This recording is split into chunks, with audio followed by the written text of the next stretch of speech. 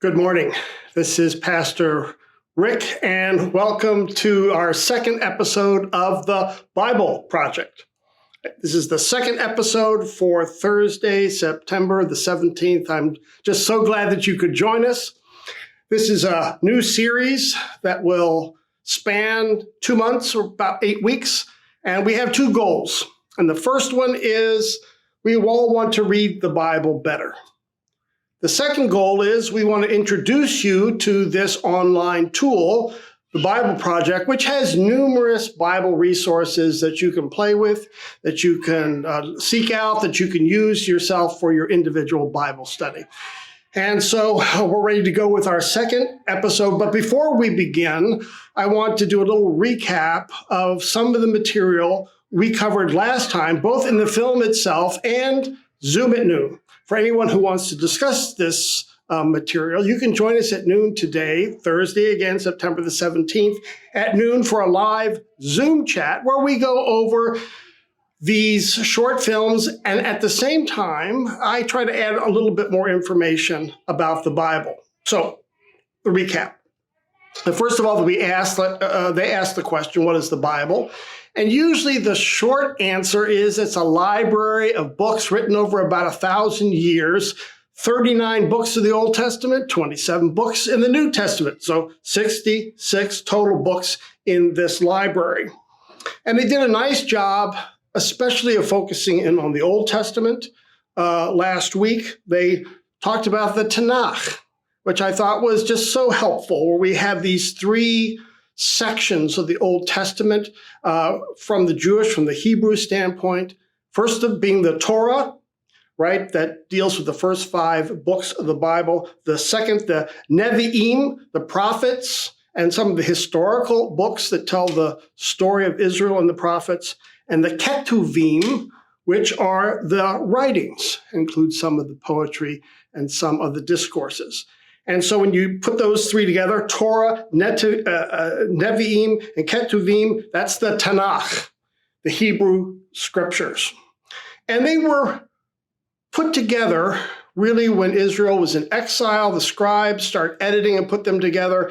And that work, putting all these texts together and editing them, really after they returned to the Second Temple, returning from Babylon, returning from exile, that's when then the scriptures, the Old Testament, really took shape and form. But other books were written in between this time in the Second Temple period. And we heard about that the Orthodox churches in the world use some of this literature in the Second Temple period and add them to the scriptures. As do the Roman Catholics. They just use a few less than the Orthodox, and they call that the deuterocanonical portions of the Old Testament. Martin Luther, for example, read those books as wisdom literature, as devotional literature, loved to read them, as have Christians down through the ages. But the Reformation, the Protestant movement, said, no, we're just going to go with the 39 books of the Old Testament, the oldest writings. And so you have these three approaches to the Second Temple literature that's out there and available. And so our tape last time spent most of its time taking a look at the Old Testament and how those books in the library came together. The New Testament, after about 200 years, an informal canon did take shape. And what I mean by an informal canon is that if you would have visited many of the Christian congregations, they would have had a library, so to speak, of books, of letters of Paul, of the Gospels that they had put together that they would read for inspiration, for hearing God's word. And those 27 books are the ones we have now. It took another 200 years where then this informal canon became official after Constantine wanted to have something nailed down and voted on and approved. Right now that he had taken over the Roman, leading the Roman Empire and was a Christian. But actually it was the Council of Rome at the end of the 4th century who finally put these books of the Old Testament and New Testament together in an official canon. All right, that was a lot, but it's Interesting, isn't it, how all these books of the Bible and the canon itself came together. But let's remember, 66 books, a library of books written over 1,000 years. Why is that important? And there's two reasons before we now see our next clip. The first is we should be asking ourselves, why have the people of God continued to tell these stories, right? Passed on these books. What was it about the books themselves and the stories they contained that continued to speak to us, and where we hear God's word to us through these stories and these books? That's the first question. But there's a second, and that's what we're going to address here today. Are these books, when you put them all together, we call it officially the canon, but we just say the Bible. When you put those together, they're going to make the argument today that it's a unified story. There's one narrative that's being told with all 66 books. And that's important. And for some of you, that may be obvious, but I wasn't raised that way. And I certainly wasn't taught that in seminary. Often you took a look at each of the separate books in and of themselves. They were each separate works that had to be studied on their own. And there's some advantages to that. But here we're going to hear another viewpoint that, yes, you study each of these books separately. They have their own integrity, but at the same time, they fit into a larger, unified narrative. And so once we capture that narrative, then the way we read the Bible changes and is transformed. And so now enjoy our second episode in the Bible Project. Enjoy. The Bible's an important book, but it's really long. Yeah, it's a collection of many books written over a long period of time, but altogether they tell one unified story. So, what's the story of the Bible? Well, it begins by introducing us to a beautiful mind, the author of all reality, a being called God. And he has the power to take the dark chaos of the uncreated world and bring about order and beauty and a garden full of life. And to crown this accomplishment, God appoints these creatures called humanity, Or in Hebrew, Adam. and they're made as God's image. Which means that they're commissioned to rule this beautiful world on God's behalf by harnessing all of its potential and creating even more beauty and order. This is a story about humans using their power to do meaningful, life-giving work.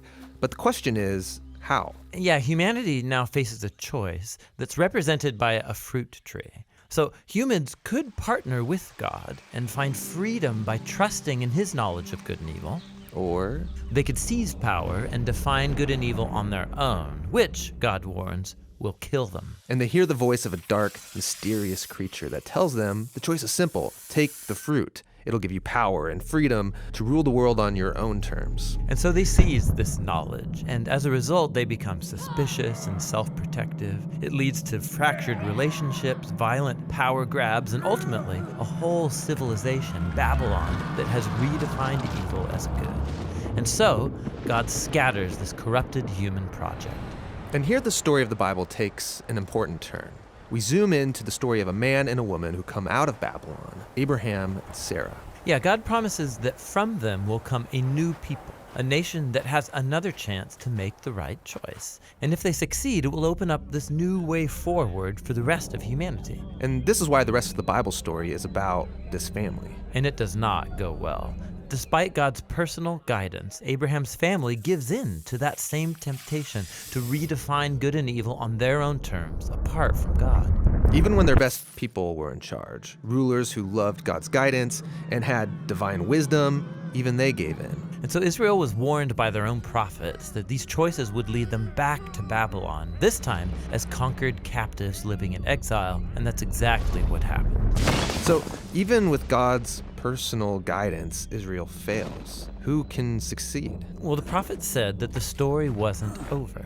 God's going to send a new leader to Israel to cover for their failures and to transform the people's hearts and minds so that they can make the right choice. And so the part of the Bible called the Old Testament ends, and these promises are left hanging. And then the biblical story continues into the New Testament. We're introduced to a man who comes from the line of Israel's kings, Jesus of Nazareth. And he said that he was bringing all these promises to their completion. He confronted that dark, mysterious evil that all humanity has given into and resisted its power. And then he announced that God had arrived to rule the world through himself.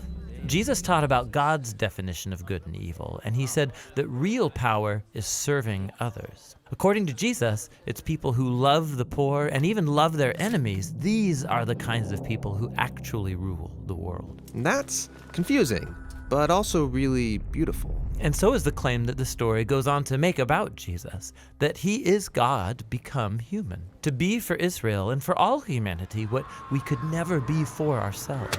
He came to take the consequences of our evil into himself, and his sacrificial love proved more powerful than evil, than even death itself.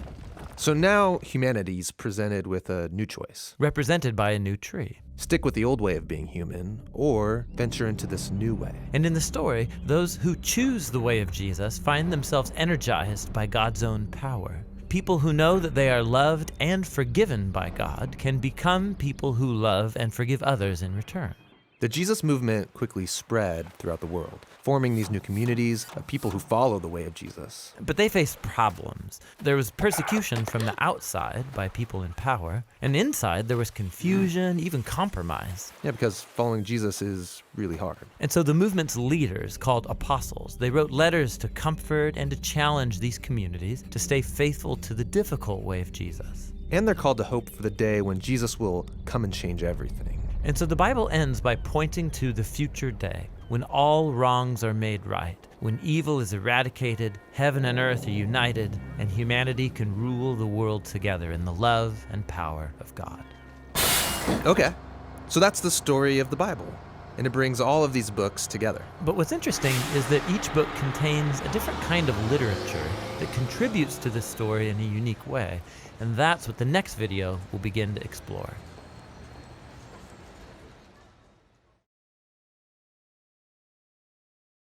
Hey everybody, thanks for watching this Bible Project video. This is part 2 of our How to Read the Bible series. We've got a lot more of these videos coming and a lot more videos. You can see it all on thebibleproject.com. We're a crowd-funded project, so you can support us on our website so we can make more videos and also download free resources there. Thanks. Thanks.